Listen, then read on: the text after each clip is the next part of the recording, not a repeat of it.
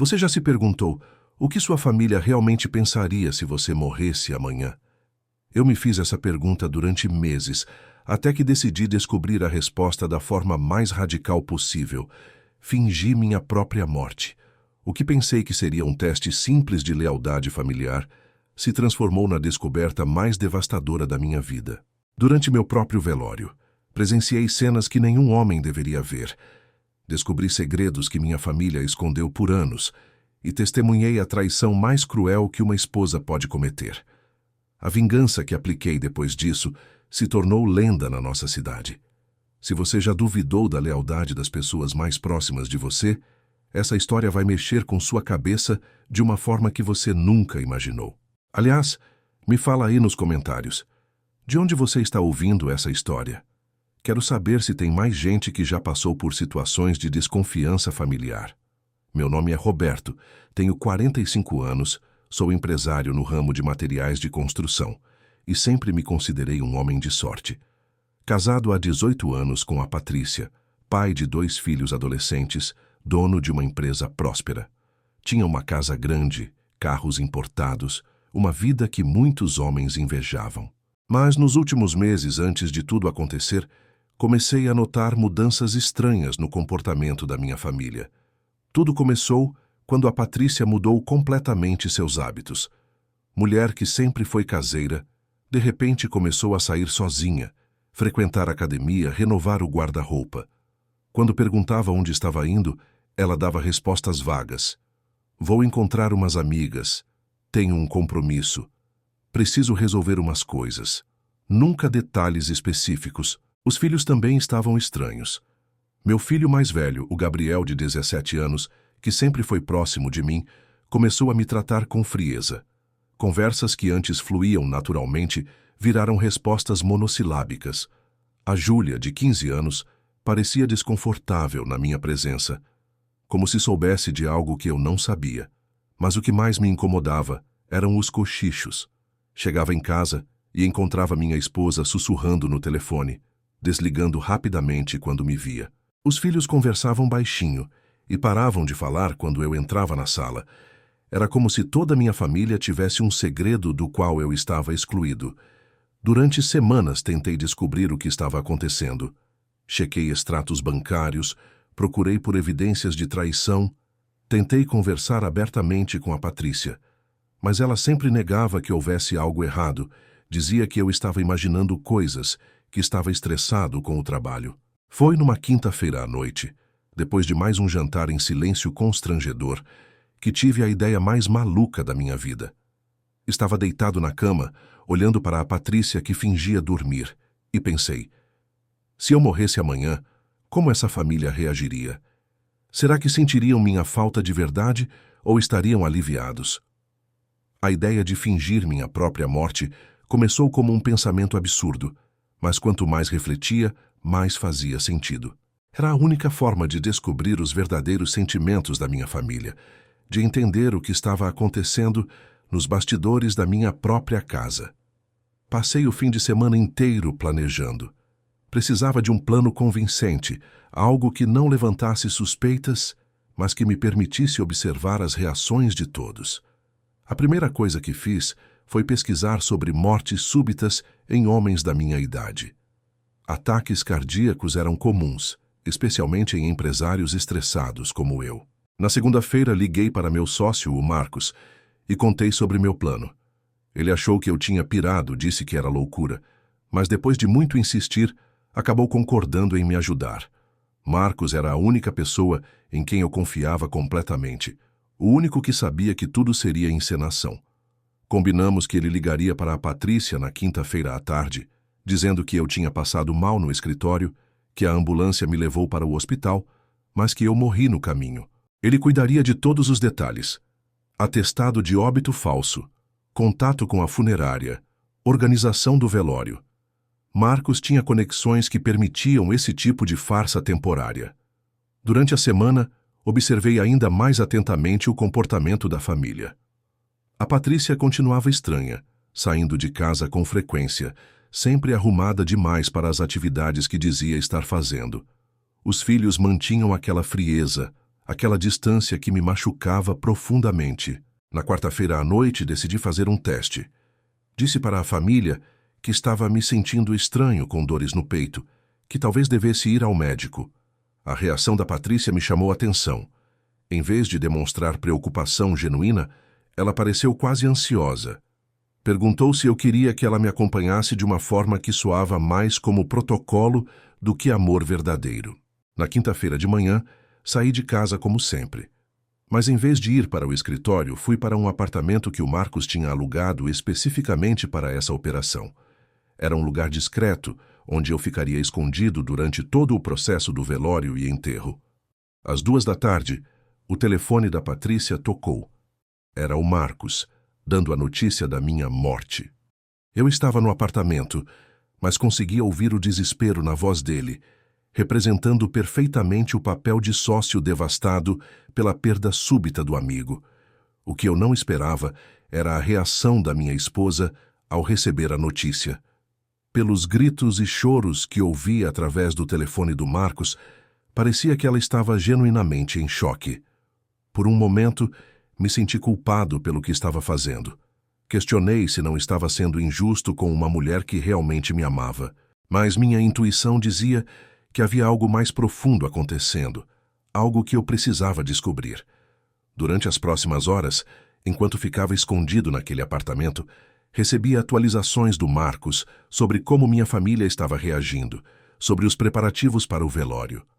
Foi quando ele me contou sobre as primeiras ligações que a Patrícia fez após receber a notícia que comecei a desconfiar que minha intuição estava certa. Ela não ligou primeiro para os pais, para os irmãos ou para amigos próximos da família. A primeira ligação foi para um número que o Marcos não reconheceu e a conversa durou mais de 20 minutos. Você já teve aquela sensação de que está prestes a descobrir uma verdade que vai mudar sua vida para sempre? Era exatamente isso que eu estava sentindo naquela tarde de quinta-feira, escondido num apartamento, oficialmente morto, esperando para ver como minha própria família reagiria à minha ausência. O velório estava marcado para começar na sexta-feira às 5 da tarde. Eu tinha menos de 24 horas para me preparar psicologicamente para presenciar minha própria morte e descobrir quem realmente eram as pessoas com quem eu dividia minha vida. Mas nada. Absolutamente nada poderia ter me preparado para o que eu estava prestes a descobrir sobre minha família. Na sexta-feira, às 4:30 da tarde, o Marcos veio me buscar no apartamento. O plano era eu chegar na funerária escondido no porta-malas do carro dele, entrar pelos fundos e me posicionar num local onde pudesse observar tudo sem ser visto. A funerária tinha um pequeno depósito atrás da capela principal, com uma janela que dava visão direta para onde seria exposto meu caixão. O nervosismo tomou conta de mim durante o trajeto. Estava prestes a presenciar meu próprio velório, ver como minha família e amigos reagiriam à minha morte. Parte de mim ainda esperava descobrir que estava errado, que minha desconfiança era paranoia, que minha esposa me amava de verdade. Chegando na funerária, me escondi no depósito como planejado. Através da pequena janela, tinha visão perfeita da capela. Meu caixão estava posicionado no centro, cercado de flores. Marcos tinha feito um trabalho impecável. Tudo parecia real, desde a decoração até os detalhes do velório. Às 5 horas em ponto, as primeiras pessoas começaram a chegar.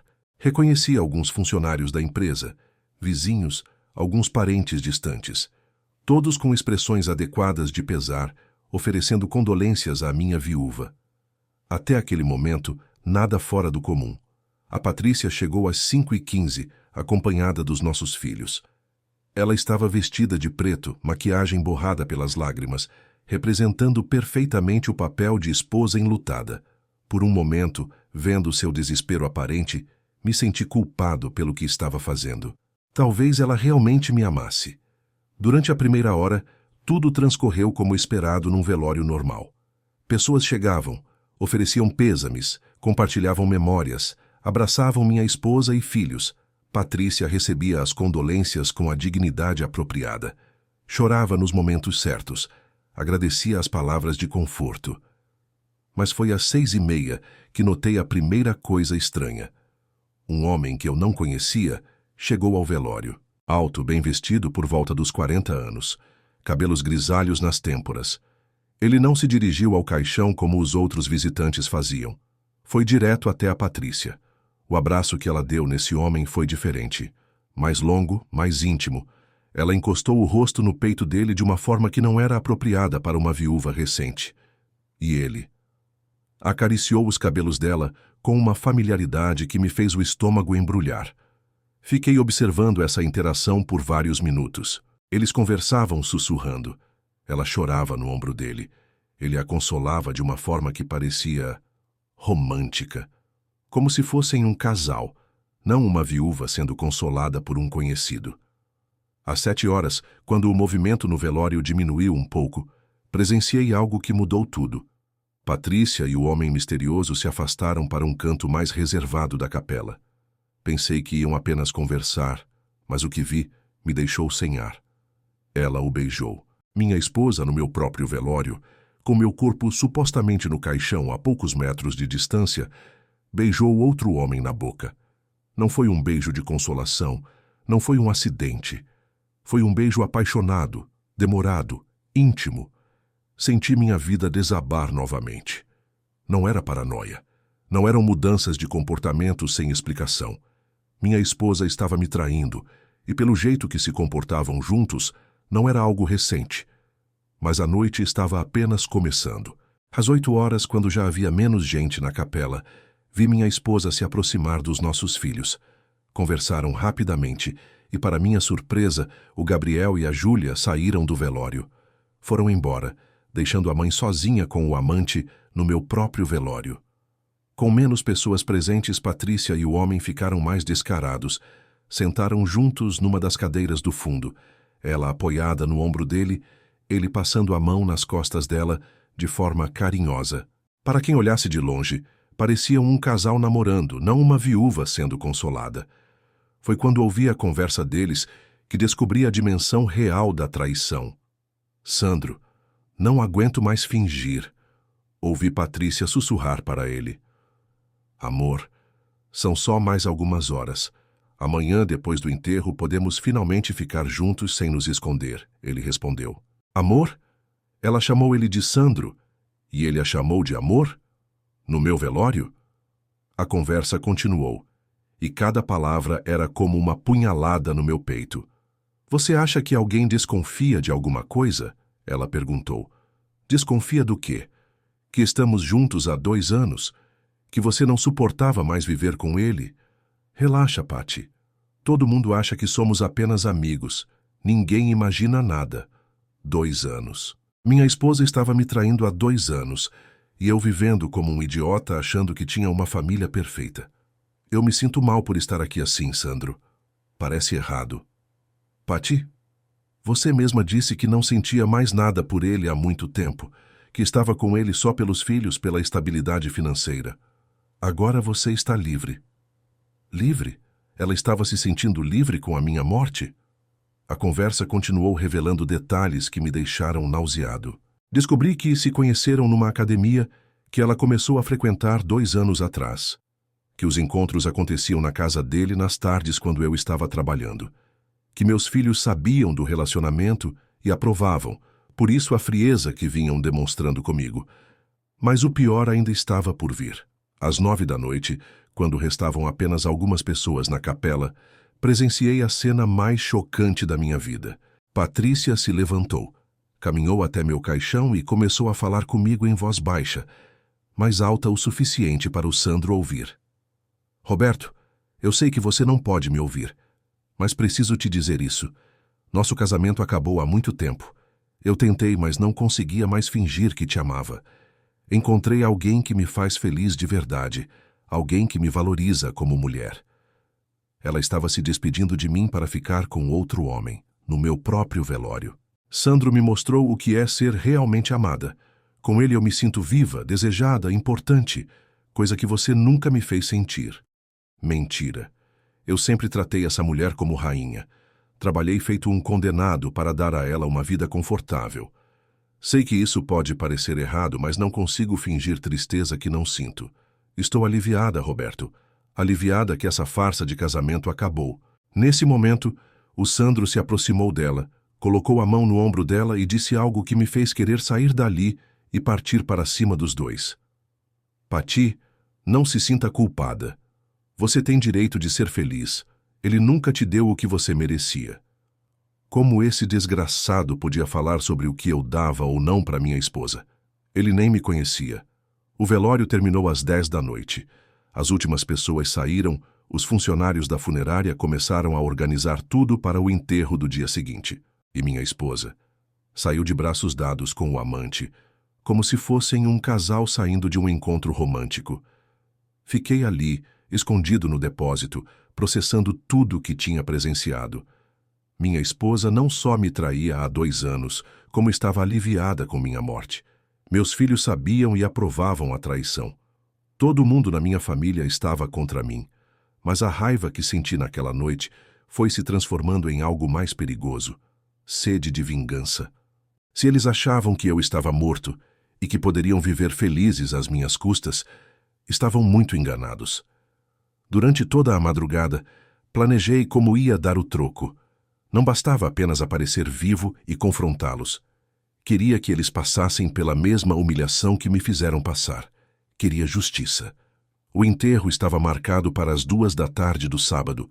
Eu tinha menos de 16 horas para preparar a surpresa da vida deles. Uma surpresa que ia destruir toda a farsa que construíram às minhas costas. Você já sentiu uma raiva tão profunda que chega a dar prazer planejar a vingança? Era exatamente assim que me sentia naquela madrugada, sabendo que no dia seguinte todo mundo descobriria que o morto estava mais vivo do que nunca. Durante a madrugada, o Marcos veio me encontrar no depósito da funerária. Precisávamos refinar os detalhes do plano para o enterro. Foi quando ele me contou algo que eu não tinha visto durante o velório. Roberto, você não vai acreditar no que aconteceu depois que você saiu, ele disse com expressão séria. Seus filhos voltaram por volta das 10h30 da noite. Voltaram. Pensei que tinham ido para casa quando saíram às 8. Eles chegaram acompanhados de mais 2 pessoas, um casal de uns 50 anos. Pelo que ouvi das conversas, eram os pais do tal Sandro. Os pais do amante da minha esposa vieram ao meu velório. Isso estava ficando cada vez mais absurdo. Marcos continuou. Roberto, parece que todo mundo sabia do relacionamento menos você. A forma como se tratavam, como conversavam, era como se fossem uma família há anos. Uma família. Minha esposa, meus filhos e o amante dela formando uma família às minhas custas. E tem mais. Marcos hesitou antes de continuar. Ouvi o Gabriel conversando com o Sandro. Ele chamou o cara de padrasto. Disse que estava ansioso para finalmente poder apresentá-lo oficialmente como novo pai. A palavra padrasto me atingiu como um soco no estômago. Meu próprio filho já considerava outro homem como pai. Enquanto eu trabalhava feito um condenado para sustentar aquela família, eles estavam planejando minha substituição. Marcos, eu quero mudar nosso plano. Não quero apenas aparecer vivo no enterro. Quero que seja algo mais impactante. Durante as primeiras horas da manhã, elaboramos uma nova estratégia. O enterro seria às 2 da tarde, no cemitério municipal. Tradicionalmente, o caixão fica fechado durante todo o processo, mas eu queria que fosse diferente. Combinamos que o Marcos pediria para abrir o caixão uma última vez antes de lacrar definitivamente, como se fosse um último ritual de despedida. Todos estariam reunidos ao redor do túmulo quando isso acontecesse. Seria o momento perfeito para minha ressurreição. Às 10 da manhã me escondi novamente no depósito para observar os preparativos finais. Foi quando presenciei uma cena que confirmou que a traição era ainda mais profunda do que imaginava. Patrícia chegou ao local, acompanhada do Sandro e de um homem que eu reconheci. Era o Dr. Cardoso, advogado da família. Eles se dirigiram para uma sala reservada da funerária e ficaram lá por mais de 1 hora. Consegui me aproximar da porta e ouvir parte da conversa. O que descobri me deixou sem ar. Doutor, quanto tempo demora para liberar o seguro de vida? Ouvi Patrícia perguntar. Patrícia, como não houve nada suspeito na morte, geralmente em 30 dias o valor é liberado. Estamos falando de 2,5 milhões de reais. 2,5 milhões. Era o valor da minha apólice de seguro de vida que eu tinha contratado justamente para proteger minha família caso algo me acontecesse. E sobre os bens? A empresa, as propriedades? Perguntou o Sandro. Meu advogado estava discutindo meus bens com o amante da minha esposa? Sandro, como a Patrícia é a única herdeira legal, tudo passa automaticamente para ela. A empresa, as 3 casas, os carros, as aplicações. Estamos falando de um patrimônio de aproximadamente 8 milhões de reais. 8 milhões. Tudo que construí durante 20 anos de trabalho duro estava sendo discutido como se fosse prêmio de loteria. Doutor, há algum risco de alguém contestar a herança? Patrícia perguntou. Nenhum. O testamento está em ordem. Não há outros herdeiros diretos além dos filhos que são menores de idade. Você tem controle total sobre tudo. Foi aí que entendi a dimensão real da situação. Não era apenas traição amorosa. Era um plano financeiro. Minha morte representava liberdade amorosa e riqueza para minha esposa e seu amante. Quando podemos oficializar nosso relacionamento? Perguntou o Sandro. Recomendo esperar em pelo menos 6 meses. Por questões sociais e para não levantar suspeitas, respondeu o advogado. Suspeitas? Suspeitas de quê? Sandro, não vejo a hora de não precisar mais esconder nosso amor, de poder viajar com você, de vivermos juntos oficialmente, disse Patrícia com uma doçura na voz que ela não usava comigo há anos. Amor, em poucos meses estaremos livres para viver nossa vida. Com toda essa grana, poderemos fazer tudo o que sonhamos, respondeu ele. Era isso. Minha morte não era uma tragédia para eles. Era um prêmio. A solução para todos os problemas. Fim do casamento infeliz, dinheiro para viver bem e liberdade para ficarem juntos. A reunião terminou com eles combinando detalhes sobre como administrar a herança e quando se mudariam juntos. Patrícia já tinha tudo planejado. Venderia 2 das 3 casas, manteria apenas a maior para viver com o Sandro e usaria o dinheiro do seguro para investimentos que garantissem uma vida confortável para todos. Ao meio-dia, chegaram os filhos para os preparativos finais do enterro. A conversa que tiveram com a mãe me fez entender que eles não eram apenas cúmplices passivos da traição. Eram participantes ativos do plano. Mãe, quando o Sandro vai se mudar para casa? Perguntou a Júlia. Filha, vamos esperar uns meses, por questão de respeito, respondeu Patrícia. Mas eu já quero chamar ele de pai. Cansei de fingir que gostava do Roberto, disse meu filho Gabriel. Cansei de fingir que gostava de mim? Meu próprio filho tinha nojo de mim. Gabriel, seu pai. Quer dizer, o Roberto sempre foi um bom provedor, mas nunca foi um pai presente como o Sandro é. Pai presente? O Sandro era pai presente dos meus filhos. A conversa revelou que o relacionamento entre o Sandro e meus filhos vinha de longo tempo. Ele participava de reuniões escolares quando eu estava trabalhando. Levava eles para passear nos fins de semana, quando eu achava que estavam com amigos, dava conselhos sobre namoro e escola. Meus filhos tinham 2 pais, eu, que pagava as contas, e ele, que recebia o carinho e respeito. Mãe, agora que o Roberto morreu, a gente pode falar a verdade para todo mundo? Perguntou a Júlia. Que verdade, filha? Que a gente nunca foi feliz com ele, que você chorava escondida quando ele chegava em casa do trabalho, que a gente fingia estar dormindo para não ter que conversar com ele. Era mentira. Tinha que ser mentira. Eu sempre fui um bom pai, um bom marido. Trabalhava muito justamente para dar conforto para eles. Filhos, vocês sabem que o Roberto não era um homem ruim. Ele só não sabia demonstrar amor de verdade. Com o Sandro, vocês aprenderam como é ter um pai carinhoso. Um pai carinhoso. O amante da minha esposa era mais pai dos meus filhos do que eu. Nesse momento, tomei uma decisão. A vingança que eu ia aplicar não seria apenas para humilhar a Patrícia e o Sandro. Seria para mostrar para meus filhos o que eles perderam quando escolheram outro homem como pai. Durante toda a minha vida, priorizei o trabalho achando que estava construindo um futuro para eles. Entre isso, outro homem estava conquistando o amor deles com presença e carinho. Mas agora era tarde demais para arrependimentos. Era hora de justiça. Às 13h30, começaram a chegar as primeiras pessoas para o enterro. O cemitério estava cheio, funcionários da empresa, familiares, amigos, vizinhos. Todo mundo lamentando minha morte prematura, elogiando o homem trabalhador e dedicado que eu sempre fui.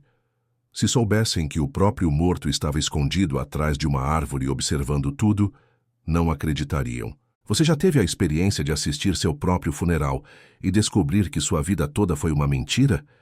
Em 2 horas, todo mundo ali descobriria que o morto estava mais vivo do que nunca e que conhecia cada segredo sujo que tinham escondido dele. Às 14 horas em ponto, o cortejo fúnebre chegou ao cemitério. Meu caixão foi carregado pelos funcionários da funerária, seguido pela minha família enlutada. Patrícia caminhava de braços dados com o Sandro, que desta vez não se escondeu. Na frente de toda a cidade, ele estava oficialmente consolando minha viúva. Durante o trajeto até o túmulo, observei as pessoas que vieram se despedir de mim. Mais de 200 pessoas estavam presentes. Empresários, funcionários, vizinhos, familiares. Todos demonstrando pesar genuíno pela morte de um homem que respeitavam. O contraste era gritante. Enquanto estranhos e conhecidos lamentavam minha partida, minha própria família mal conseguia disfarçar o alívio. Posicionado atrás de um mausoléu próximo, tinha visão privilegiada de tudo. O padre começou a cerimônia com as orações tradicionais, falando sobre a vida terrena e a passagem para a eternidade. Pessoas choravam, se consolavam mutuamente, compartilhavam memórias. Mas minha atenção estava focada na minha família. Patrícia representava o papel de viúva enlutada com perfeição. Chorava nos momentos certos, aceitava os abraços de condolência, agradecia as palavras de conforto. Uma atriz consumada. O Sandro permanecia discretamente ao seu lado, oferecendo apoio como amigo da família. Meus filhos mantinham expressões apropriadas de tristeza, mas eu conhecia bem demais suas faces para não notar que era tudo encenação. Foi durante o discurso do meu sócio Marcos que presenciei algo que quase me fez sair do esconderijo antes da hora. Roberto foi mais que um sócio, foi um irmão, Marcos falava emocionado. Um homem que dedicou a vida à família, que trabalhou incansavelmente para dar o melhor aos que amava. Nesse momento, vi o Sandro sussurrar algo no ouvido da Patrícia. Ela sorriu. Sorriu durante o elogio à minha dedicação familiar. Um sorriso pequeno, quase imperceptível, mas eu vi. Marcos continuou. Tenho certeza que Roberto está em paz, sabendo que deixou uma família sólida, unida pelo amor que ele construiu. Dessa vez, foi o Gabriel que mal conseguiu conter uma expressão de ironia. Meu filho achou graça do discurso sobre a família sólida que eu deixei. Durante os 20 minutos de cerimônia, observei cada reação, cada olhar, cada gesto da minha família. Era como assistir uma peça teatral, onde os atores principais estavam felizes por dentro, mas precisavam representar tristeza. Quando chegou a hora de lacrar o caixão definitivamente, o Marcos fez seu papel conforme combinamos. Família, antes de fecharmos para sempre, gostariam de se despedir uma última vez? Ele perguntou. Patrícia se aproximou primeiro, colocou a mão sobre o caixão e fez sua despedida final. Roberto, obrigada por tudo que você fez por nós. Agora pode descansar em paz, sabendo que cuidaremos bem de tudo que você deixou. Traduzindo, obrigada pelo dinheiro. Agora vamos aproveitar sua herança. O Gabriel foi o próximo. Pai, espero que onde você estiver, encontre a felicidade que não conseguiu encontrar aqui conosco. Não consegui encontrar felicidade com eles? Eu era o problema na família? A Júlia foi mais direta. Roberto, você sempre quis o melhor para a gente. Agora a gente vai conseguir ser realmente feliz. Ser realmente feliz sem mim. Era isso que ela estava dizendo. Por último, o Sandro se aproximou. A audácia desse homem não tinha limite. Ele colocou a mão no caixão e disse: Roberto, prometo que cuidarei da sua família como você gostaria que fosse cuidada. Cuidarei da sua família. Ele já se considerava o novo chefe da família. Era chegada a hora. Marcos olhou em minha direção, eu fiz um sinal discreto e ele começou a executar nosso plano. Pessoal, por favor, se aproximem. Vamos abrir o caixão uma última vez para a despedida final antes do sepultamento. As 200 pessoas se aglomeraram ao redor do túmulo. Patrícia, Sandro e meus filhos estavam na primeira fileira, bem próximos ao caixão. Marcos começou a abrir lentamente. O silêncio era total, apenas quebrado por alguns soluços das pessoas presentes. Quando a tampa se abriu completamente, o que todos viram os deixou em estado de choque. O caixão estava vazio. Murmurinhos de confusão começaram a surgir. Onde está o corpo? O que aconteceu? Como assim está vazio? Patrícia ficou pálida. O Sandro parecia não entender o que estava acontecendo. Meus filhos olhavam uns para os outros sem compreender. Foi aí que saí do meu esconderijo. Estou bem aqui, disse em voz alta, caminhando em direção ao grupo. O que aconteceu nos próximos segundos foi indescritível. Gritos, desmaios, pessoas correndo, outras ficando paralisadas. Era como se um morto tivesse literalmente ressuscitado. Mas minha atenção estava focada nas reações da minha família. Patrícia levou a mão à boca, em choque total. Não era surpresa feliz de ver o marido vivo. Era terror puro de ser descoberta. O Sandro deu 2 passos para trás, como se estivesse vendo um fantasma. Seus olhos alternavam entre mim e as pessoas ao redor, calculando as consequências da situação. Meus filhos ficaram paralisados. Não demonstraram alegria por descobrir que o pai estava vivo. Demonstraram medo do que poderia acontecer agora. Surpresos em me ver vivo, perguntei, me dirigindo diretamente à minha família. Roberto, como? O que aconteceu? Nós pensávamos... Patrícia gaguejava tentando processar a situação. Vocês pensavam que eu estava morto? Pensavam que poderiam ficar com meu dinheiro e viver felizes para sempre? O silêncio era ensurdecedor. As 200 pessoas presentes estavam testemunhando algo que nunca imaginaram. Um homem confrontando a própria família no seu próprio funeral. Roberto, eu posso explicar... O Sandro tentou falar. Explicar o quê? Como você estava consolando minha esposa no meu velório? Como meus filhos te chamam de padrasto? Como vocês já estavam dividindo minha herança? As pessoas ao redor começaram a entender que não se tratava apenas de um homem que fingiu a própria morte. Havia uma traição familiar sendo exposta publicamente. Família, amigos, disse em voz alta para toda a multidão.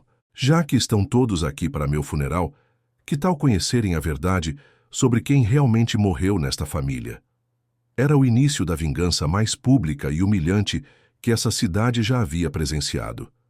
E o melhor de tudo, estava sendo aplicada no lugar perfeito, na frente das pessoas certas, no momento mais impactante possível. A partir daquele momento, a vida de cada pessoa que me traiu nunca mais seria a mesma. O silêncio que se seguiu à minha pergunta foi ensurdecedor. 200 pessoas me encaravam como se estivessem vendo uma aparição. Patrícia continuava pálida, o Sandro havia recuado ainda mais e meus filhos pareciam querer desaparecer. Já que todos vieram para se despedir de mim, que tal conhecerem a verdadeira história desta família? Continuei, elevando a voz para que todos pudessem ouvir. Foi aí que comecei a notar algo perturbador nas expressões das pessoas. Enquanto algumas genuinamente pareciam chocadas com minha ressurreição, outras demonstravam um constrangimento diferente, como se soubessem de algo que não deveriam saber. Roberto, por favor, não faça isso aqui, Patrícia sussurrou, tentando se aproximar de mim. Fazer o quê? Contar a verdade? Explicar por que fingi minha própria morte? Olhei ao redor e vi rostos conhecidos evitando meu olhar. A dona Carmen, nossa vizinha há 15 anos, estava cabisbaixa. O seu Jorge, dono da padaria onde comprava pão todo domingo, parecia extremamente desconfortável. Amigos, disse dirigindo-me à multidão.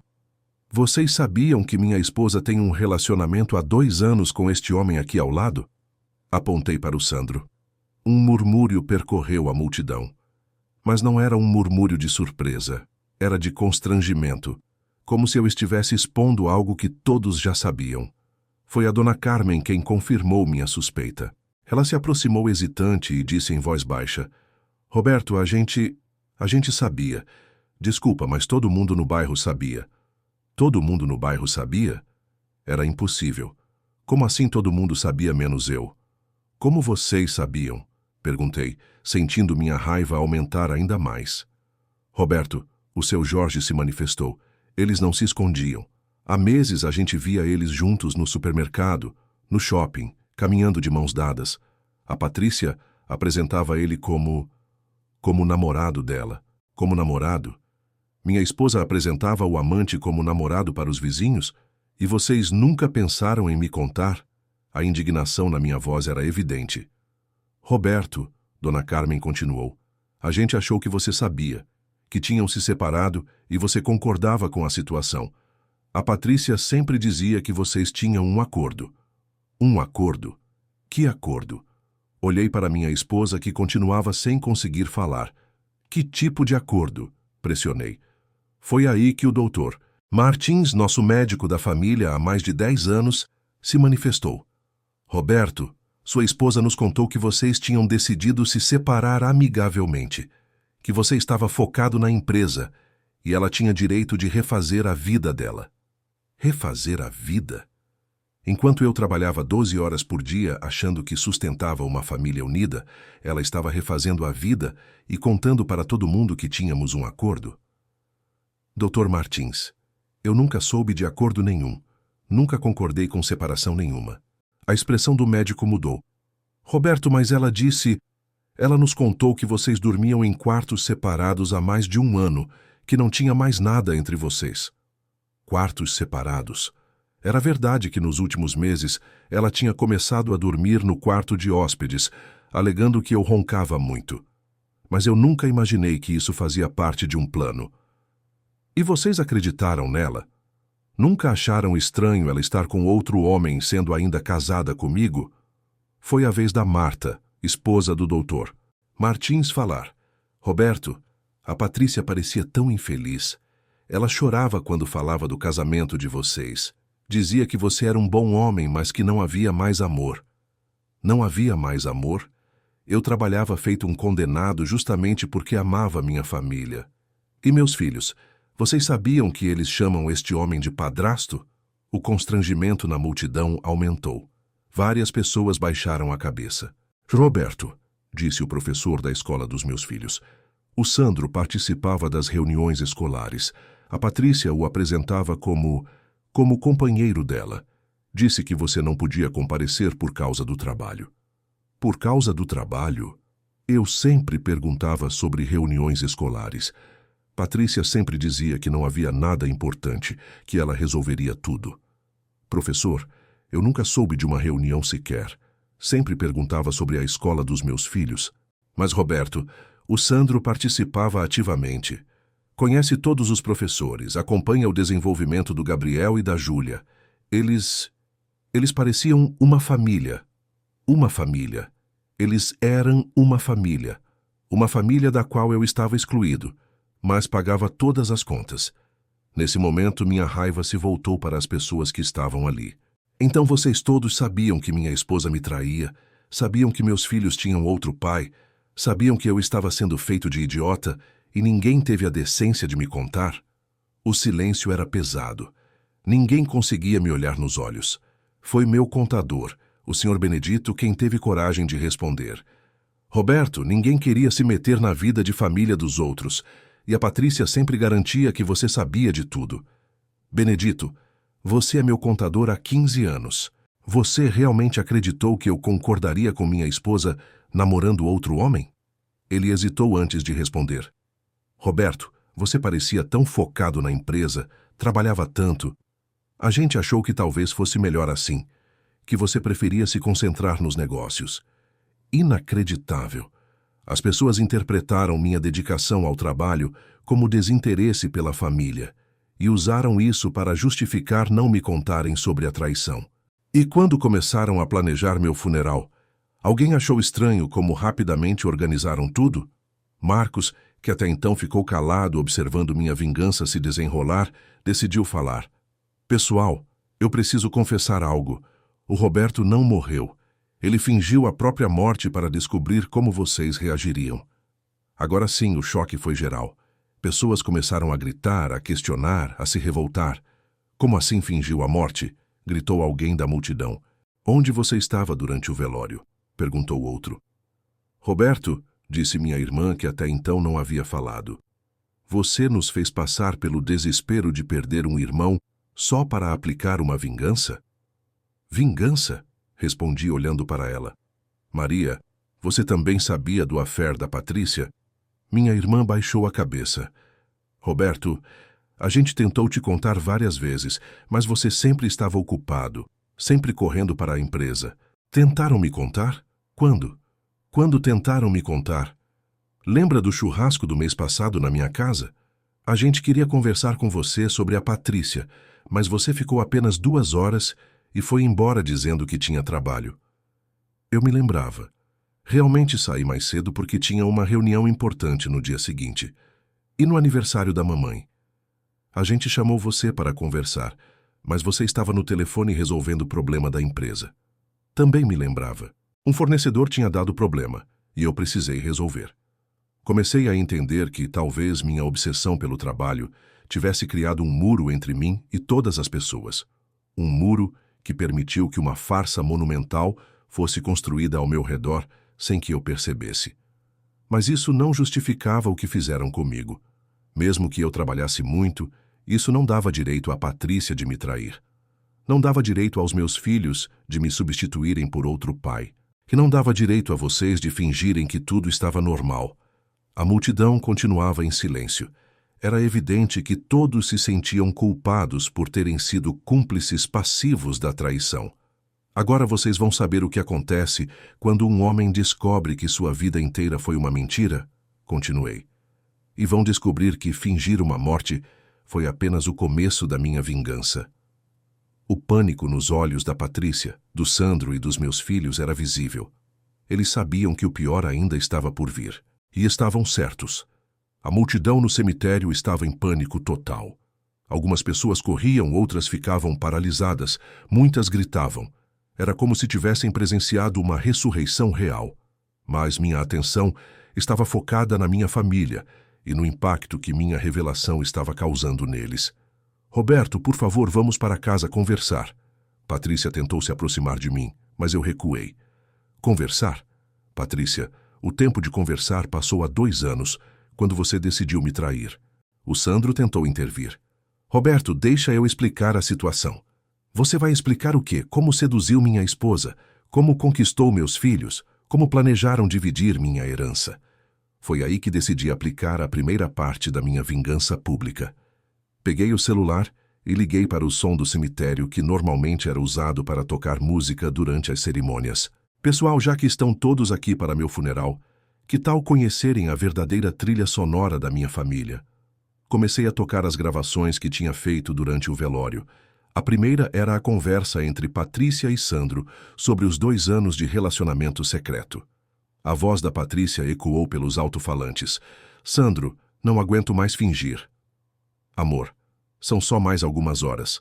Amanhã, depois do enterro, podemos finalmente ficar juntos sem nos esconder. O impacto na multidão foi devastador. Pessoas começaram a murmurar, a apontar, a demonstrar indignação. Minha esposa ficou vermelha de vergonha, mas eu não parei por aí. Toquei a segunda gravação, onde ela falava sobre estar aliviada com minha morte. Sei que isso pode parecer errado, mas não consigo fingir tristeza que não sinto. Estou aliviada, Roberto. Agora sim, o escândalo estava completo. 200 pessoas ouvindo minha esposa confessar que se sentia aliviada com minha morte. Roberto, para com isso! Patrícia gritou desesperada. Por quê? Todos aqui já sabiam mesmo, não é? Estou apenas oficializando o que vocês sussurravam pelas costas. Meus filhos tentaram sair correndo, mas eu não deixei. Gabriel, Júlia, vocês não vão a lugar nenhum. Também fazem parte dessa farsa. Peguei uma terceira gravação, desta vez do Gabriel falando no velório. Mãe, cansei de fingir que gostava do Roberto. Meu filho abaixou a cabeça sem conseguir me olhar nos olhos. A multidão estava revoltada. Algumas pessoas começaram a vaiar minha família, mas a bomba final ainda estava por vir. Durante minha investigação secreta, descobri algo que nem eu esperava. O relacionamento deles tinha começado muito antes dos 2 anos que confessaram. Sandro, você quer contar para todo mundo aqui há quanto tempo conhece minha família? Ou quer que eu conte? Ele ficou pálido. Roberto, não sei do que você está falando.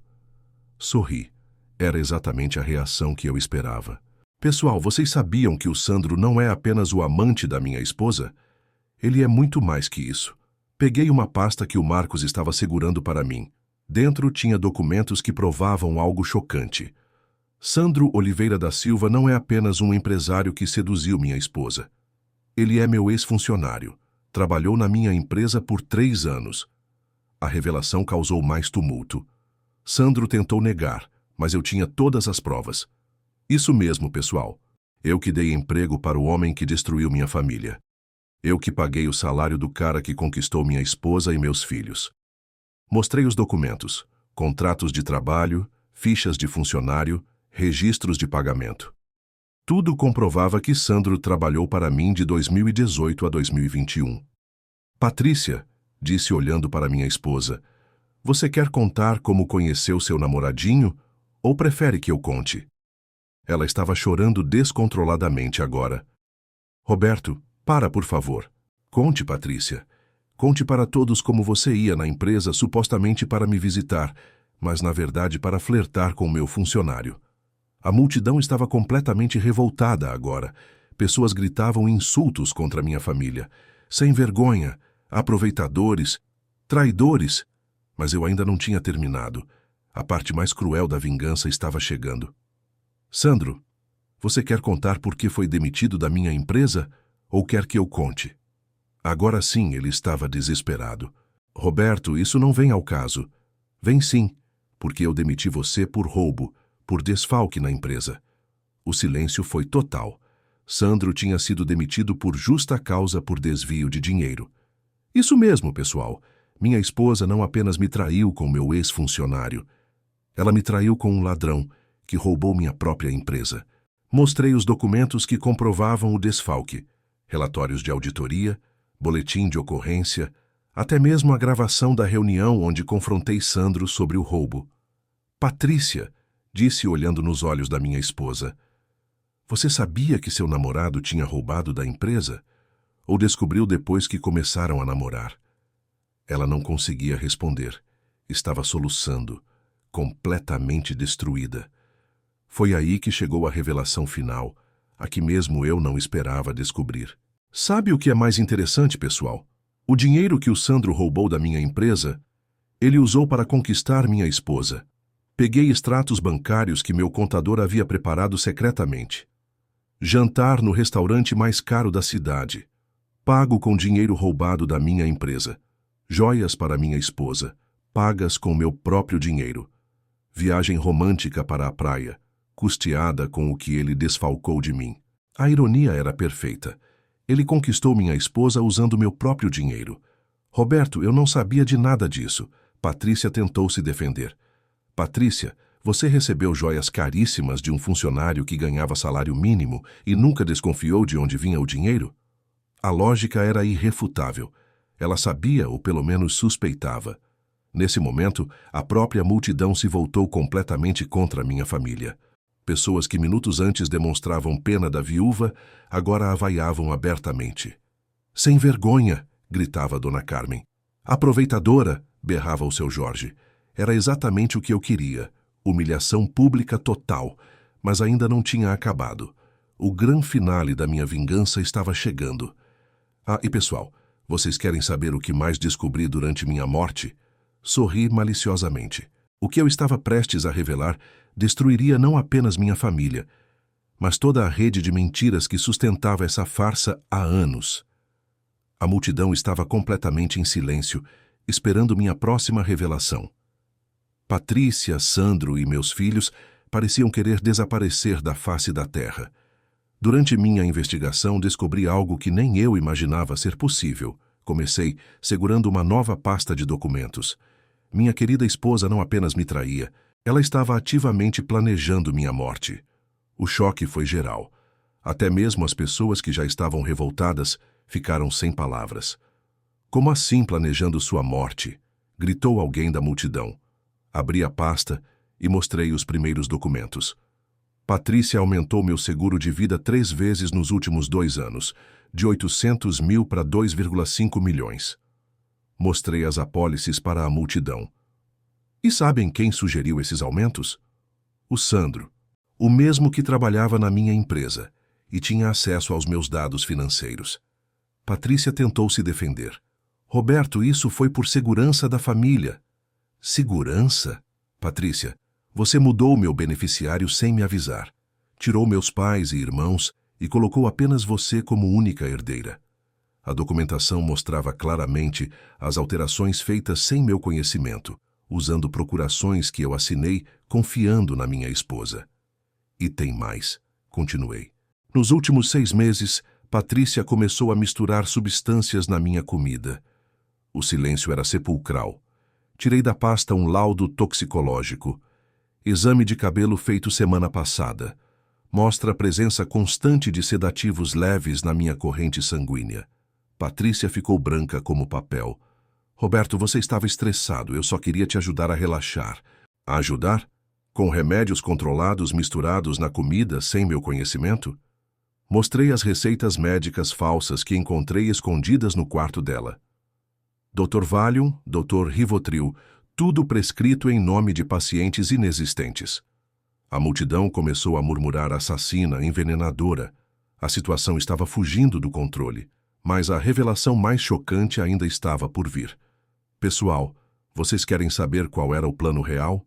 Sorri friamente. Peguei uma gravação que tinha feito secretamente semanas antes de fingir minha morte. Esta é uma conversa entre Patrícia e Sandro, gravada na minha própria casa. A voz dela ecoou pelos alto-falantes. Sandro, não aguento mais esperar. Quanto tempo demora para o remédio fazer efeito? A voz dele respondeu.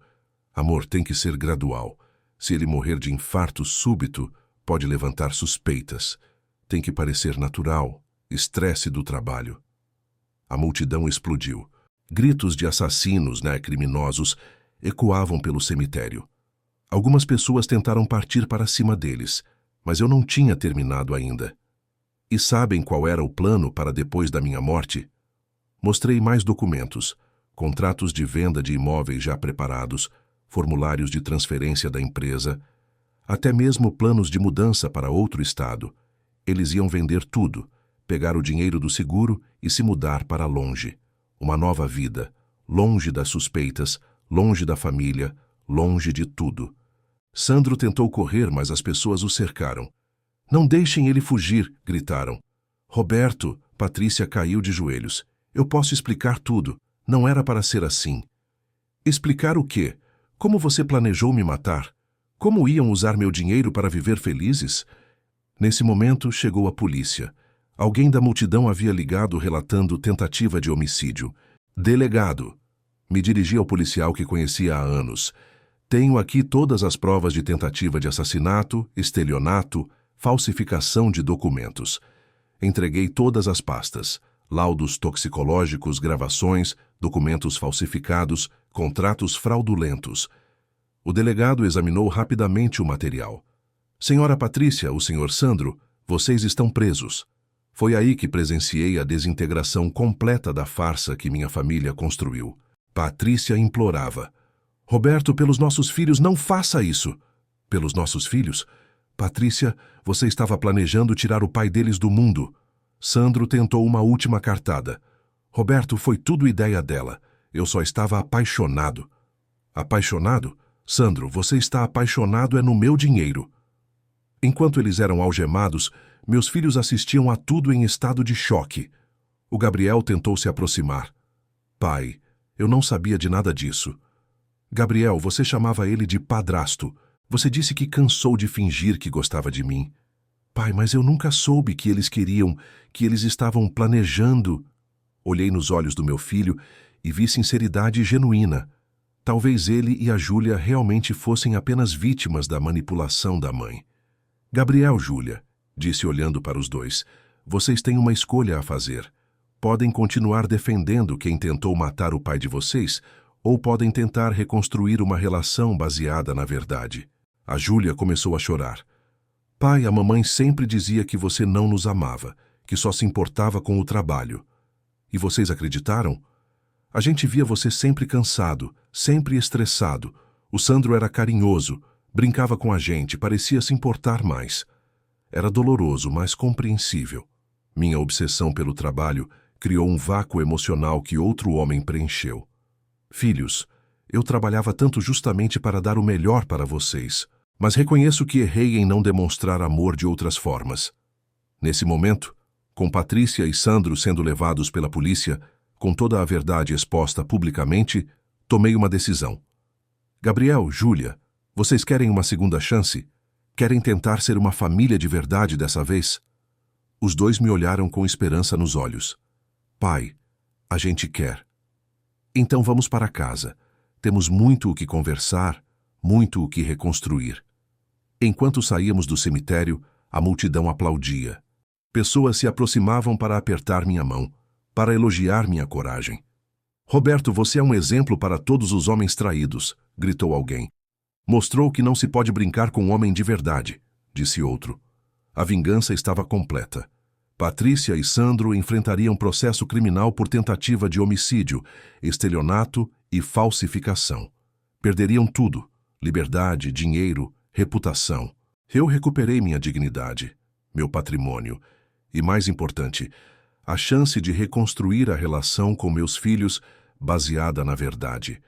Às vezes, para renascer, um homem precisa morrer primeiro. E às vezes, a melhor vingança é simplesmente mostrar para todo mundo quem são realmente as pessoas que tentaram te destruir. A partir daquele dia, minha vida recomeçou, mas dessa vez, com os olhos bem abertos e cercado apenas de pessoas verdadeiras. Nos dias seguintes à minha ressurreição no cemitério, a cidade inteira fervia com comentários sobre o caso. A notícia se espalhou como fogo.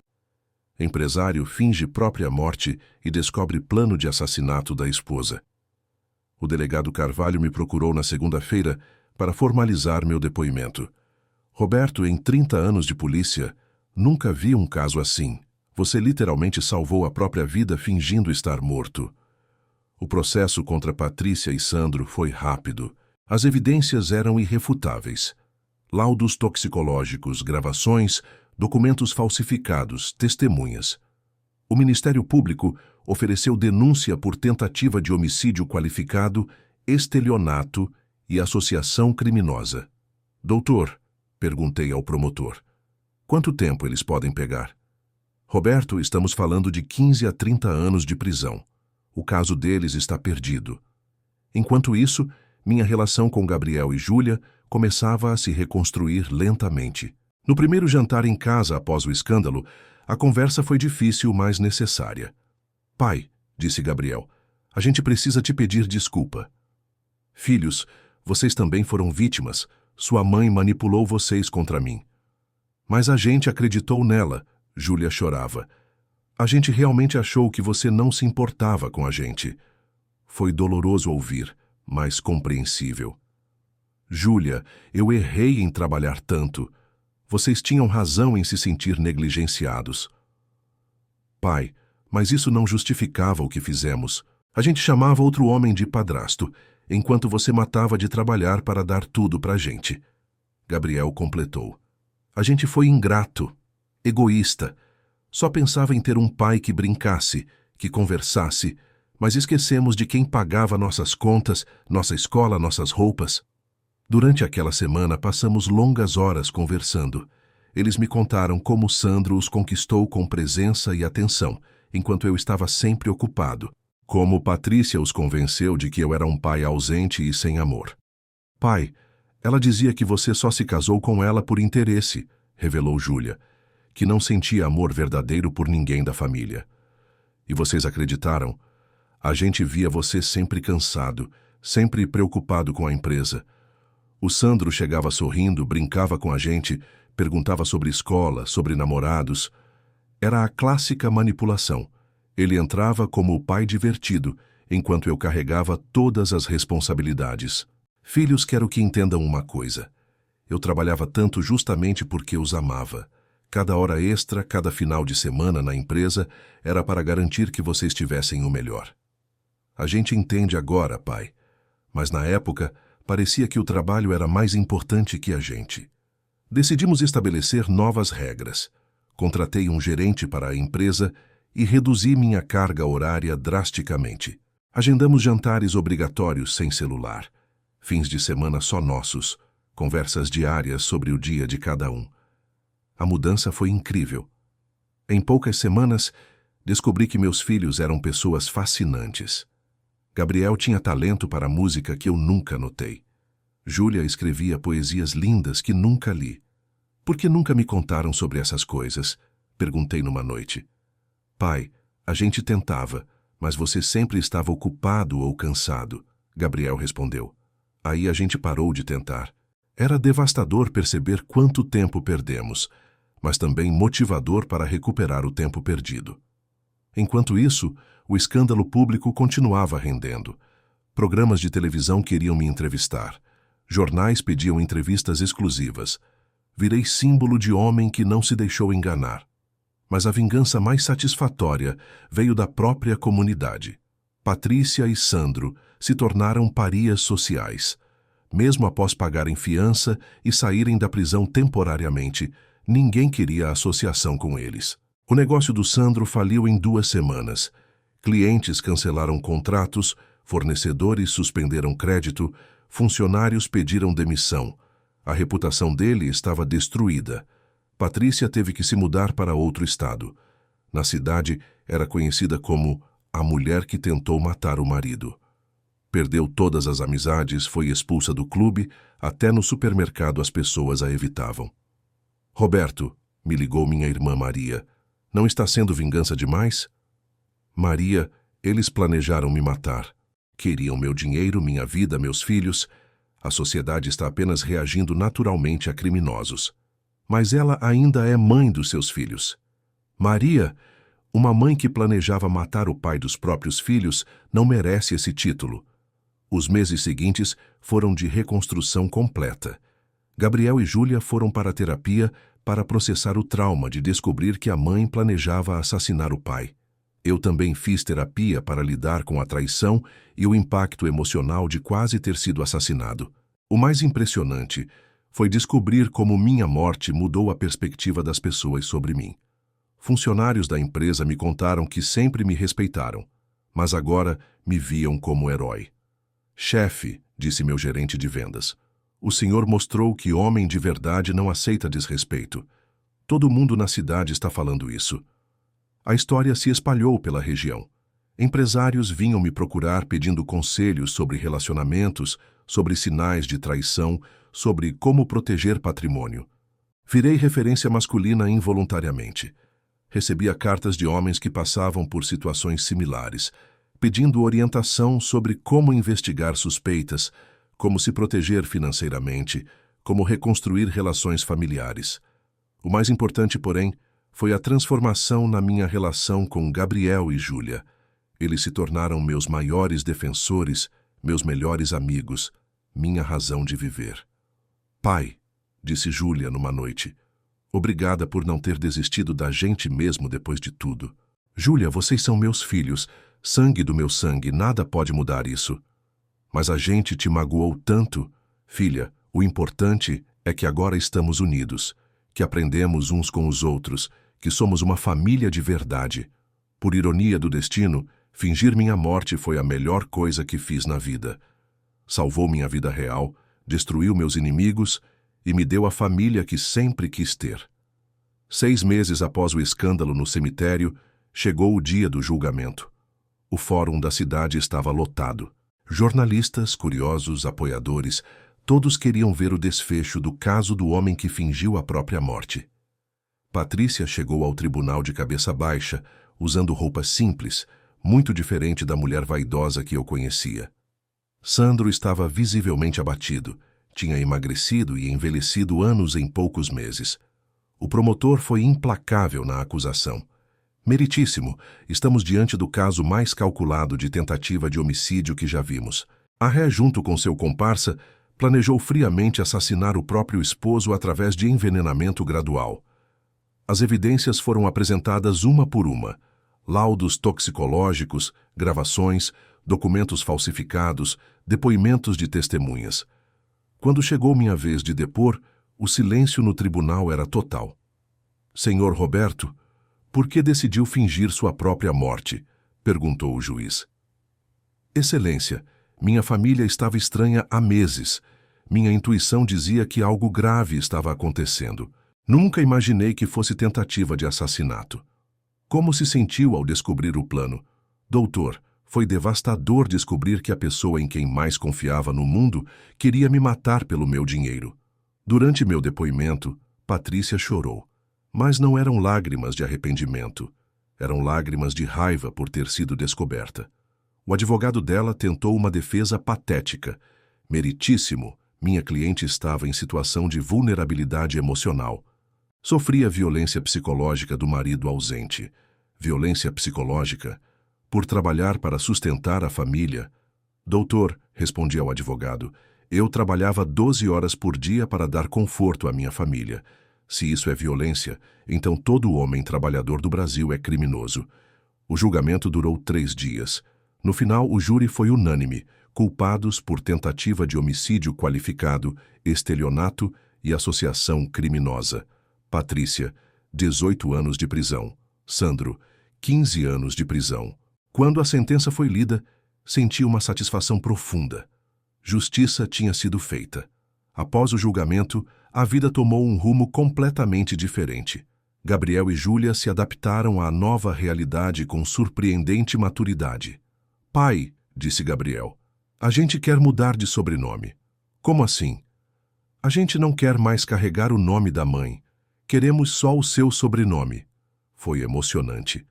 Meus filhos, por vontade própria, queriam eliminar qualquer ligação com quem tentou me matar. Os meses seguintes trouxeram mudanças positivas inesperadas. A empresa cresceu exponencialmente. Clientes novos apareciam dizendo que queriam fazer negócios com homem íntegro, que não se deixa enganar. Roberto, disse um empresário de São Paulo, sua história se espalhou por todo o estado. Todo homem de negócios te respeita pelo que fez. Virei palestrante involuntário sobre relacionamentos e proteção patrimonial. Empresários me convidavam para eventos para contar minha experiência. A lição que aprendi, dizia nas palestras, é que confiança tem limite.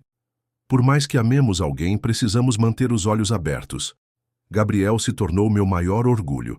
Aos 18 anos, demonstrava maturidade impressionante. Pai, quero trabalhar na empresa. Quero aprender tudo o que você sabe. Júlia decidiu estudar direito. Pai, quero defender homens que passam pelo que você passou. A transformação deles foi completa. De adolescentes rebeldes que me desprezavam, se tornaram jovens responsáveis e orgulhosos do pai. 2 anos após o julgamento, recebi uma carta inesperada na prisão. Era de Patrícia. Roberto, sei que não mereço seu perdão, mas preciso te pedir desculpa. A ambição e o Sandro me cegaram. Perdi tudo, marido, filhos, liberdade, dignidade.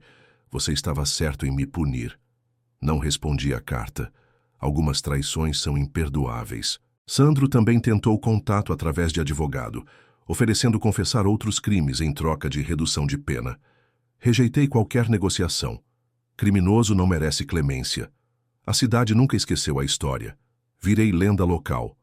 O homem que fingiu a própria morte e salvou a própria vida. Turistas vinham conhecer o cemitério onde o morto ressuscitou. O mais gratificante foi ver como a experiência fortaleceu minha relação com Gabriel e Júlia. Hoje, aos 19 e 17 anos, são meus melhores amigos, meus conselheiros, minha razão de viver. Pai, disse Júlia recentemente, obrigada por ter lutado pela nossa família. Filha, lutei por vocês. Vocês são tudo que tenho de mais precioso. Mesmo depois de tudo que fizemos? Júlia, vocês eram crianças manipuladas. O importante é que hoje somos uma família verdadeira. Gabriel completou. Pai, você é nosso herói. Não só por ter descoberto o plano, mas por ter nos perdoado e nos ensinado a ser pessoas melhores. Hoje, 5 anos depois, posso dizer que fingir minha própria morte foi a melhor decisão da minha vida. Salvou minha vida física, minha dignidade, meu patrimônio e principalmente me deu a família que sempre sonhei ter. Patrícia e Sandro continuam presos, pagando por suas escolhas. Perderam tudo: liberdade, dinheiro, reputação, família. Eu ganhei tudo: respeito, família unida, negócios prósperos, paz de espírito. A lição final é simples: quem planta traição, colhe solidão. Quem planta verdade, colhe amor verdadeiro. Às vezes, para renascer, um homem precisa morrer primeiro. E às vezes, a melhor vingança é simplesmente viver bem com quem realmente te ama. Você faria o mesmo no meu lugar? Teria coragem de fingir a própria morte para descobrir quem realmente te ama? Hoje, exatos 5 anos após minha ressurreição no cemitério, posso dizer que aquela foi a melhor decisão da minha vida. Estou aqui na varanda da minha casa, observando Gabriel e Júlia brincando com meus netos gêmeos. Sim, me tornei avô aos 50 anos e refletindo sobre tudo o que aconteceu. Gabriel se casou há 2 anos com uma moça incrível que conheceu na faculdade. Júlia se formou em Direito e hoje é uma das advogadas mais respeitadas da cidade, especializada em defender homens vítimas de golpes matrimoniais. Ambos se tornaram pessoas íntegras, trabalhadoras, que valorizam família verdadeira. Vovô Roberto, grita meu neto de 3 anos, conta de novo a história de quando você virou fantasma. Eles conhecem a história adaptada para crianças, o vovô que fingiu ser fantasma para descobrir quem realmente o amava.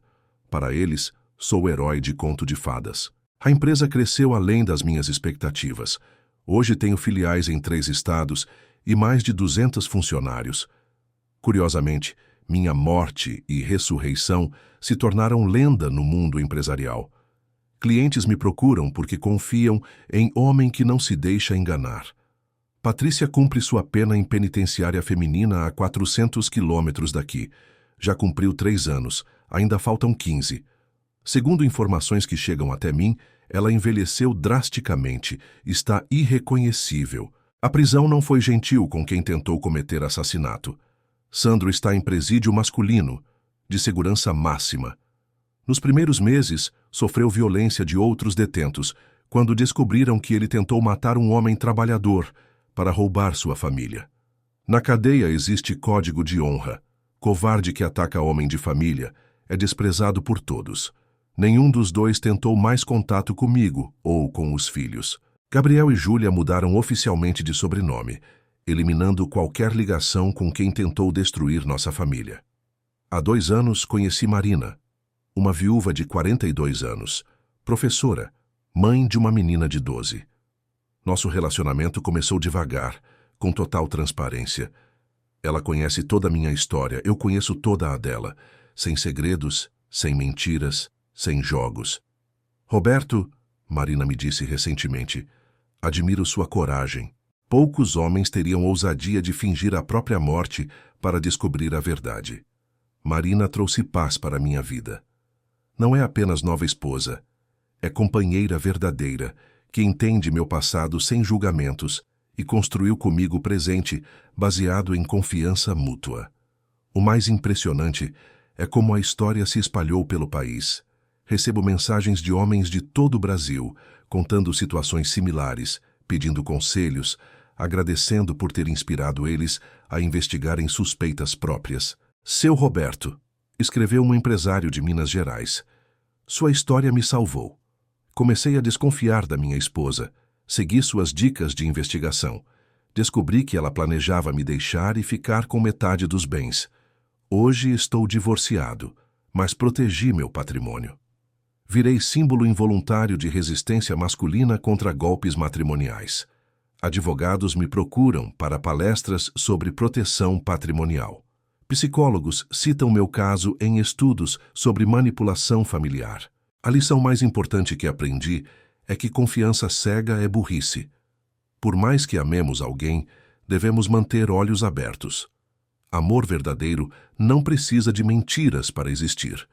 Segunda lição: trabalho não substitui presença. Eu achava que sustentar família financeiramente era suficiente. Quase perdi meus filhos, porque outro homem ofereceu o que eu não dava: atenção, carinho, tempo.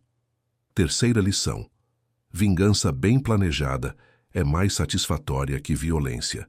Poderia ter partido para a agressão física quando descobri tudo.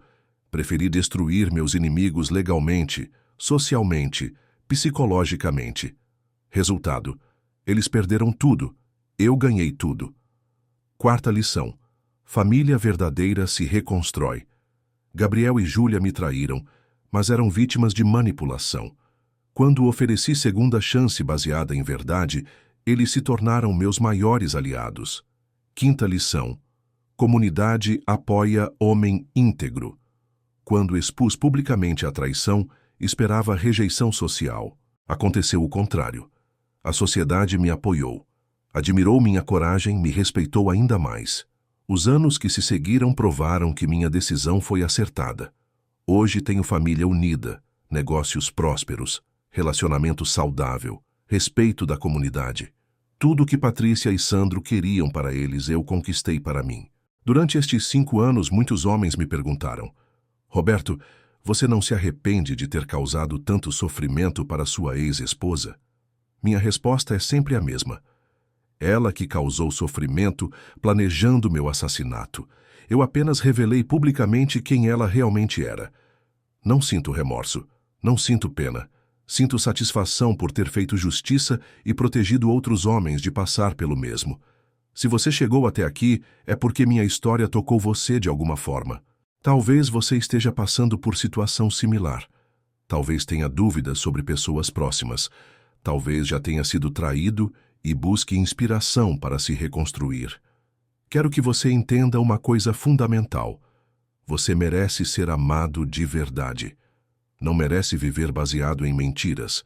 Não merece ser usado como provedor enquanto o outro recebe o carinho. Não merece ter sua confiança abusada por pessoas que deveriam te proteger. A vida é muito curta para ser desperdiçada com pessoas falsas. Se algo parece errado ao seu redor, provavelmente está errado mesmo. Sua intuição raramente mente. Investigue, descubra, proteja-se. Mas lembre-se, vingança deve ser legal, inteligente, calculada. Não se rebaixe ao nível de quem te traiu. Seja melhor, seja mais esperto. Use a lei, use a verdade, use a sociedade a seu favor. E, principalmente, nunca desista de encontrar amor verdadeiro. Existe gente íntegra no mundo. Existem pessoas que vão te amar pelo que você é, não pelo que você tem. Marina me provou isso. Fingir minha própria morte me ensinou que às vezes precisamos morrer simbolicamente para renascer como versões melhores de nós mesmos. O Roberto ingênuo, que acreditava cegamente em todo mundo, morreu naquele cemitério. O Roberto esperto, atento, respeitado renasceu. Hoje sou homem realizado, pai orgulhoso, avô babão, empresário próspero, companheiro dedicado. Tenho família que me ama de verdade, amigos leais, comunidade que me respeita. Patrícia queria minha morte para ficar com minha vida. Ironicamente, minha morte falsa me deu vida verdadeira. Agora é sua vez de falar comigo. Nos comentários abaixo quero saber. Primeira pergunta: você já passou por traição familiar? Como lidou com a situação? Segunda pergunta: se estivesse no meu lugar, teria coragem de fingir a própria morte para descobrir a verdade? Terceira pergunta: que conselho você daria para homens que desconfiam estar sendo traídos? Quarta pergunta: qual a lição mais importante que minha história trouxe para a sua vida? E se você conhece algum homem que está passando por situação similar, compartilhe esta história. Pode ser exatamente o que ele precisa ler para tomar coragem de investigar, se proteger e buscar justiça. Lembre-se, homem de verdade não aceita desrespeito. Não importa de quem venha a traição. Sua dignidade vale mais que qualquer relacionamento baseado em mentiras. Força, irmão. Você não está sozinho nessa luta. Escreve aí nos comentários uma palavra de apoio para todos os homens que já foram traídos pela própria família. Vamos criar uma corrente de força masculina.